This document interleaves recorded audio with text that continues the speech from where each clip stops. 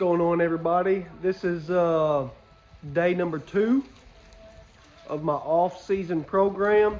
It's Tuesday. We are going to be doing snatch grip deadlifts, 45-degree back extensions, and some sandbag rows for the lats, for some sandbag picking. So 3 exercises: snatch grip deadlifts, 3 sets of 10, back extensions, 6 sets of 6, sandbag rows, 6 sets of 6. So pretty simple, little bit of volume there. First time doing the snatch grip deadlifts. Like I said, this is week 1 of the off-season program, so everything is starting very submaximal,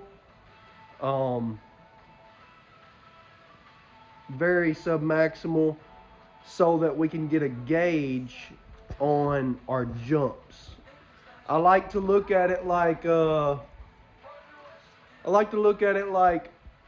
going down a runway or trying to run through a giant mud puddle.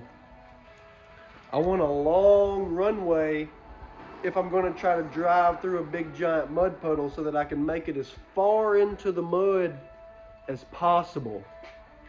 And that analogy is, I want to start with my weight reserved, so that next week I can increase the weight a little bit, so that next week I can increase the weight a little bit, so that next week I can increase the weight a little bit. And I can keep going down that runway until once I get to 3 sets of 10 on snatch grip deadlifts, you know, this week should be easy, next week easy, the next week pretty easy. But eventually I'm going to hit a very hard set of 3 sets of 10 on snatch grip deadlifts. And that's when I will reset and go, okay, I'm going to start doing 3 sets of 8, which will allow me to increase the weight and then reset back down that runway at a little bit higher threshold and make that runway again. A lot of work and a lot of growth comes from that right there. And I think many people start way too high. They're starting at the 85, 90%. And then they're wondering, well, how do I go up? Well, you're not going to go up. You have to go back and work in that 60, 65, 70% threshold for weeks and weeks and weeks. Get up to the 80 and the 90, and then reset at a different rep range back down at the 70% threshold. So maybe I made sense there. Maybe I didn't. Hopefully you got something out of that. I'm fixing to get warmed up and knock this workout out. It's a little bit cool today, so got the beanie on, got a hoodie on, and the legs and the cheeks are feeling it from yesterday's front squats. Yeah, maybe the lunges too. Those tempo front squats, I'm feeling them this morning, which is I enjoy that. I like that. And it's going to build good over the next several weeks. So stay tuned. I'm fixing to get at it. Okay, we're going to try 315 for the first set of 10 on the snatch grip deadlifts. Just warmed up a little bit. This is where I think I'm going to start at. First time ever doing the exercise with any kind of progression or anything like that. So fixing to find out if this is a good starting point or if it's too light, too heavy, whatever. So let's get the first set in the books, and we'll see how it feels.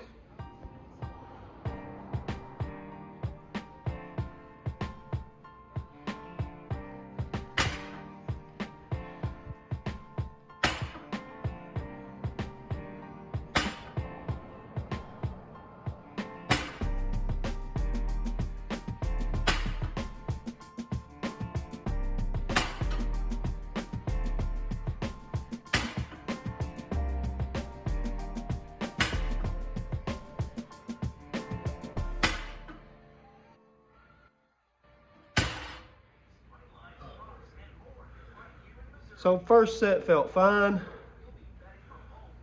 Tell that's going to be a upper back killer with the snatch grip, which will be great. I need that. Tell I hadn't done no, I peaked for 2 shows here recently because 10 reps got me winded. 315 pounds. Nothing serious on a deadlift, but with the extra grip, snatch grip going out, new threshold of 10 reps. I think it's going to be a good starting point. And we'll see how set 2 feels and then do set 3. But I'm going to try to hold the weight right there and then build on that week after week and see how high I can take sets of 10 with this movement when I get to about week 6. And then I'll push. By 6 weeks, I'll have this pushed, you know, fairly significantly higher than 315. But it's a good starting point. Felt fine. I'm fixing to hop into set 2. Let's get it.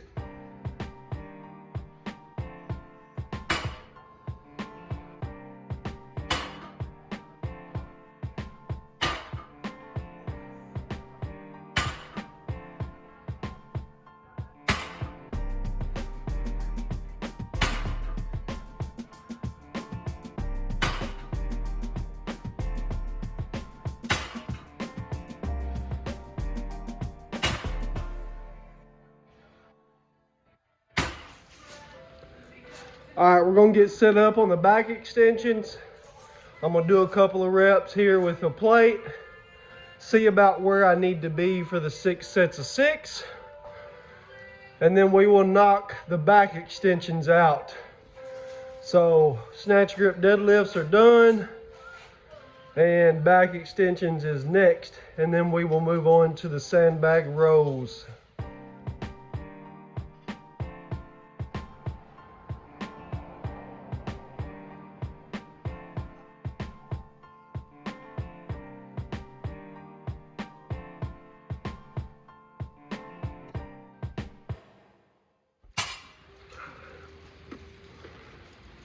I had to remember there for a minute. This is week 1, and it's not 1 set of 6. So I started putting a plate on for the back extensions, and I thought, man, that's 1 plate's nothing. I went over here and I put another plate on, and I did 2 reps, and I said, there's no way I'm doing 6 sets of 6 with 2 plates. So I just took the plate back off and stuck with 1 plate for the week 1. A lot of times, if you're starting a new program, especially if you're newer, you need to know this. That week 1, going into week 2, you're feeling it out. You're gauging what weight you should be using for the exercises that you're doing. Unless, like right now, coming off of a contest, if I had to do like 3 sets of 3, well, I know exactly where I'm at. But it's been, 8 weeks, 10 weeks since I've done any volume, which means my body's not accustomed to 3 sets of 10 or the 6 sets of 6. That's still 36 reps. Body's not accustomed to the volume. So, and you don't know where you're at because you haven't been doing volume. You know what you might can do for a set of 10 all out. But how about 3 sets of 10? Because you can't use that weight that you're going to do an all out set with. And then back to the analogy that I used earlier, if you want to provide a runway into that mud hole to make it as far as possible, you don't need to start out with the all-out weight. Let's go ahead and start at a lighter submaximal weight. Get the repetitions in, get the work in on week 1, increase a little bit week 2, increase a little bit week 3. Okay, now we know we need to put some weight on the bar. Or we say, man, we've already been kind of pushing it. I may actually need to take a little weight off and follow this program like it's meant to be followed. But there is a lot of, how do you say it? For one, there's a lot of gains to be made in those submaximal weeks. A lot of familiarity with the movements and a whole lot of conditioning. You'll see if I put the video out, this is week 1. If I do a week 4 video, you'll see my snatch grip deadlifts and you'll see my overhead presses in the same rep range, 3 sets of 10, and you'll say, how in the world is he doing 40 or 50 more pounds at the same RPE? And it's because week 1, week 2, week 3, the body adapts pretty quickly. All that conditioning, all that volume work, the body will start adapting. My strength is there. For some people, it may not be there yet. You may be building that too. You may be building a baseline of that. My baseline of strength is there. What's not there is the conditioning right now, is the volume work. And in 3 weeks, that's going to be there, and then the strength will be able to be expressed in that volume work. So, I'm fixing to do set number 4 of the back extensions.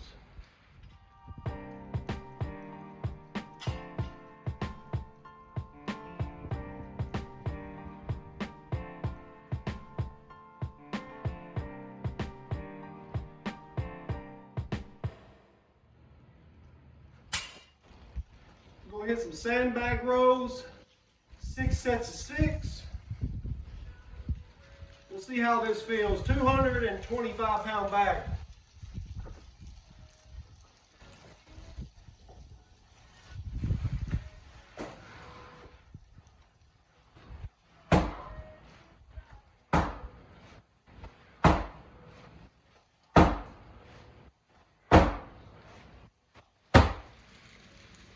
So I'm going to finish up the workout with the sandbag rows. You've seen the first set, 225. Not a big deal there. Going to be able to progress that, I think, pretty easily. Working the sandbag pick, hand positioning, and then working the back. I said in the other video, I'm going to work the weaknesses this off season with, I've got a good overhead press, but it is from leg power. It's from being able to throw the weight and catch it. It's not from necessarily strong shoulders. I think my triceps are fairly strong. I've got a good bench press, but I think my shoulders are lagging. Same thing with my back. That's why I put in the snatch grip. One of the main reasons. Widen out the grip, hit the upper back, and then a rowing variation here with a sandbag row. I'm just doing it with a sandbag because it's strongman, and that's a strongman implement. So instead of just doing a regular barbell, and I've got, if I can see it from here, yeah, I've got a barbell row on another day this week. So I've got another rowing variation without the sandbag. I wanted to put in, you know, I want to sprinkle a little bit of the strongman into it because that's what I compete in. Same thing with doing the front squats. The front squats is because it's on the front of the body. And everything in strongman is in the front of the body. When you pick up a sandbag and you lap it and it's sitting in your lap and you stand up with it, that's a front squat. If you do it with a stone, it's a front squat. If you do it with a Husafel, it's a front squat. Everything is in the front. Very back hip dominant. So that's the reasoning for some of the exercise selection. That's it for now. I'm going to finish up the 5 sets of 6 on the sandbag rows, and I will try to film the next 2 days of training later this week. So y'all have a good day, and God bless.